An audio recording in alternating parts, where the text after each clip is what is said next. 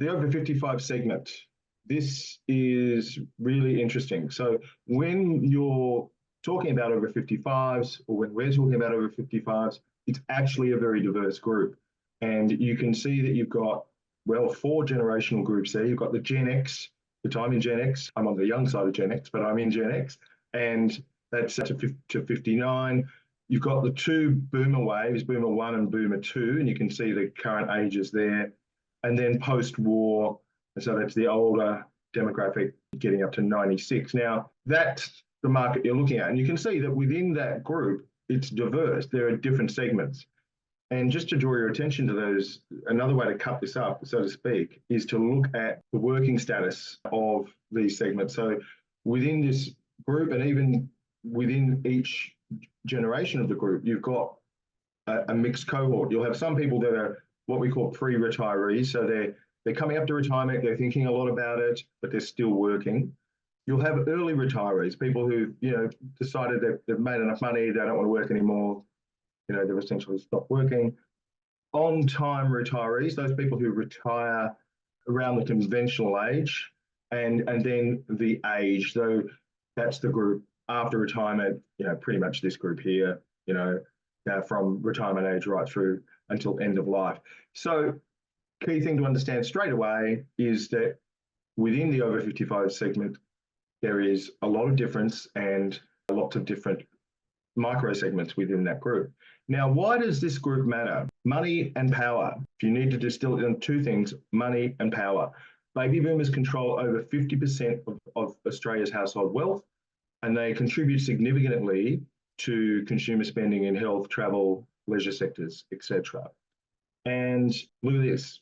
Many of you might not be aware of this, but as of 2023, 25% of the population was aged 55 and over, and this is projected to rise to over 30% in just 6 short years. So if you're not working in the seniors market, if you have neglected it a bit, you can see that you're missing out on a massive opportunity. And in fact, what we see is that in many verticals fancy term for industries, in case you're not aware of that the over 55 segment is often underserved and it's less competitive, which is really quite surprising when you think about all the wealth that's in that cohort. But we find that a lot of businesses tend to focus on the younger demographics, and they will often ignore or not pay as much attention as they should to baby boomers and pre-retirees. So very important insight there. Now, digital adoption amongst seniors. The internet usage, you can see here, 80% of Australians, 81% of people aged 55 to 64 use the internet regularly, and that's 58% for those aged 65 and over. Now, smartphone ownership, high penetration again, 67% of people aged 55 to 64 have a smartphone, 49% for those aged 65 and over. And the most popular platforms, 72% of seniors age 55 plus are active on Facebook, and 45% use YouTube regularly. So quite a lot of data just in those 3 graphics. Probably the standout one is the smartphone. I've been marketing to seniors since 2006, believe it or not, and that is something I've really noticed. They're much more digitally savvy now. They're much more on the phone. So if you think that your audience, your seniors audience, is not on the phone, that is not borne out by the data nor my experience.